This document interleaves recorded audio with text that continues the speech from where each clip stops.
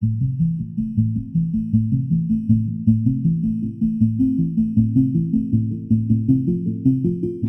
my name is Olof Skog. I am the European Union's ambassador to the UN here in New York. This is EU Talks.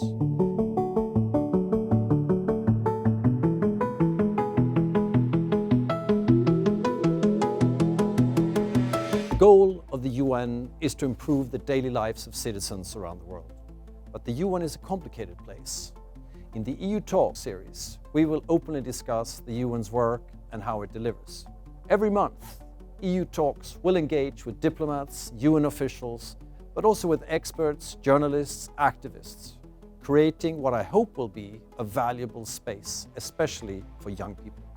Most people working in and around the UN represent a country or an organization. However, I believe that each of us also have a personal responsibility to find the solutions and to meet the expectations of people around the world. Along those lines, I will be asking some pretty hard questions to all of our guests. Welcome to EU Talks.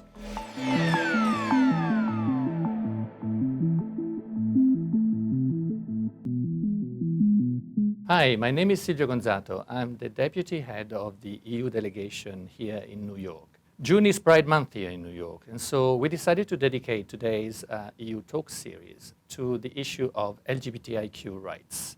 And we want to discuss them from the viewpoint of New York, and that's why we have here with us Hazel Olson-Dorf, who is from Outright International, but also from the viewpoint of Brussels. And we have a guest has come from Brussels today. Her name is Stella Ronner-Grubačić, and she's the ambassador for gender and diversity in the EU diplomatic service. So before we start our conversation, I would ask both of you to introduce yourselves and describe what your role is in your respective organizations. So Stella, do you want to start? Thank you, Silvio. Yes, so my name indeed is Stella Ronner-Grubačić. I'm the ambassador for gender and diversity. And one of the key objectives in my current position is really to make sure that the EU is a front runner when it comes to human rights, and especially when it comes to LGBTIQ rights. And I think maybe for this very short introduction, what is very important to mention in the work that I do is that I look both at external issues, so what we can do in our external action, but also what is being done internally, so in our own house. And I take that as a very important part of my work. Because I believe that if you don't do both, you cannot really be credible or coherent. Yeah, lead by example. Exactly. Yes.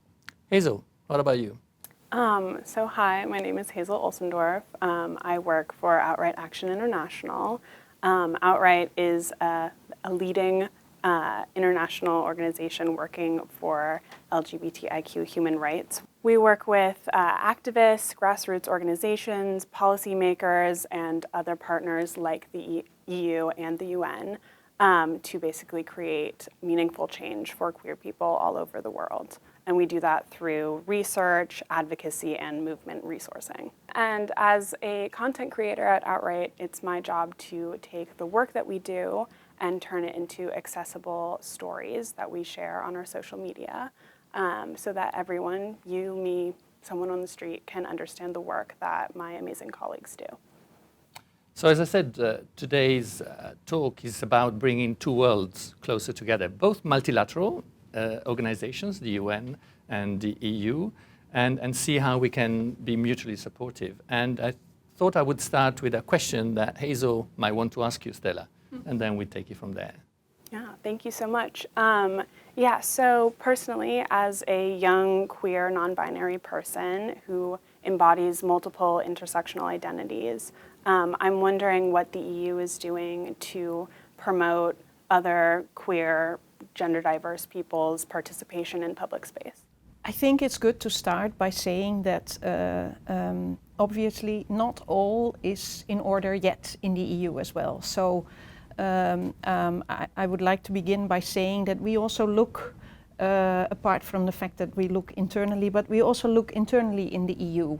There are still things that need to be done there as well, right? I mean, we had, for instance, already in 2018, it's just to give you one example, but we had the case that I'm sure you're aware of Coleman Hamilton, where it was decided that actually spouses in a same-sex relationship should be recognized also in other countries.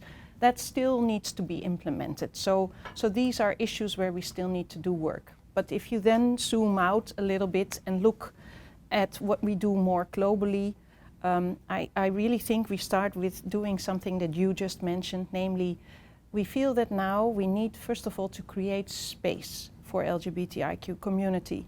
What is needed is that people really feel free to love whomever they love and to do that without having fear, neither for authorities nor for anybody else. And that, of course, is already a big thing to do. And then, as Silvio just mentioned, there are, of course, several ways of doing this. We work on the one hand bilaterally, and that means that in our contacts with all our partners in different countries, we really try to always also discuss issues that are related to the LGBTI community. So, for instance, we have human rights dialogues with many countries, and the issue of the LGBTI community and their rights is always a separate point on the agenda. So that's just one example. But then, of course, there's also the multilateral work that's being done, for instance, here in New York, but not only. I mean, we have delegations as well in Geneva, but also to the Council of Europe, where I was just last week. To give one specific example there, at this moment in Geneva, discussions are going on about the extension of the mandate of the SOGI expert. There, of course, we have an important role in indeed trying to make sure that that mandate can be extended, or will be extended rather. So if I can ask you a question, what I would like to know is, if you were in my shoes, what would you actually do? What do you consider that is most needed now for non-binary people, transgender? I mean, a growing part of the people that feels that maybe all your rights, still need to be more defended than is currently the case. Yeah, absolutely. I think with the growing number of young gender diverse people coming out in recent years, and hopefully ongoing into the future, I think it's important to bring those voices to the forefront. A lot of times we talk about same-sex marriage and sexual orientation, but we don't often talk about the gender identity aspect of SOGI. And I think bringing those voices to the forefront is incredibly important, especially given the worldwide anti-gender movement and the violence that non-binary and trans people face. I think making sure that doesn't get lost is very important. So if we, for instance, would do a conference on this specific topic, would we be able to include you and other organizations? Yes, absolutely. Outright would be there in a heartbeat. Okay, so I think there's really some, as you say, Hazel, some pedagogical work that needs to be done. There's not enough understanding of the issues that non-binary people face. As you say, much of the work we're doing now is focused on sexual orientation rather than gender identity, which are both part of the special rapporteurs appointed by the Human Rights Council in Geneva. So we should be consistent with our approach and also look at the second part of the mandate. But Stella, you were talking about the work we do in our bilateral relations, how we try to also to do some advocacy outside the EU, recognizing that we got stuff to do ourselves. And I think we have to approach this with a lot of humility.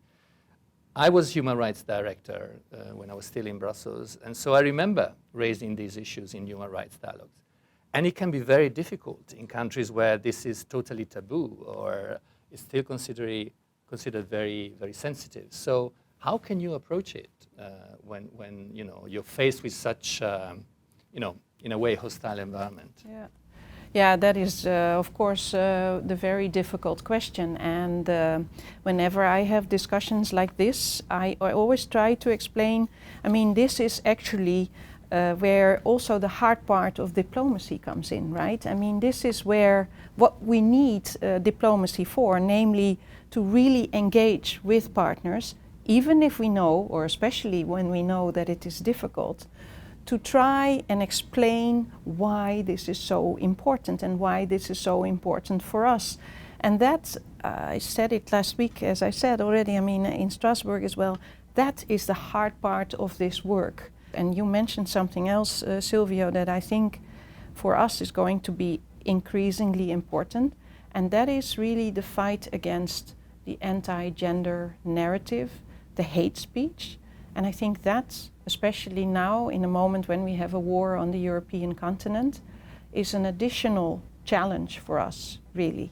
We really are also very eager to work together with NGOs, with civil society, and also with the European Parliament, because they are a great ally in this specific case. Yeah, absolutely. And I think queer people all over the world need to see that the UN and the EU are standing up for trans people, standing up for non-binary people, standing up for all queer people, and that is incredibly important in the ripple effect that your position and your position hold.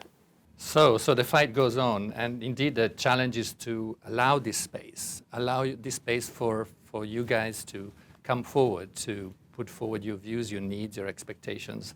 And I think one of the places where we can do this work is the LGBTI core group here at the UN, which is there also thanks to the work of Outright International, and we're part of it. So we will continue being an active member there and ensure that that is the place where we promote and advocate for a better understanding and a better integration of the rights of the LGBTIQ community in the work we do here in New York. So thank you very much for coming from Brussels. Thank you very much for coming from New York. Happy Pride, and see you soon on these screens.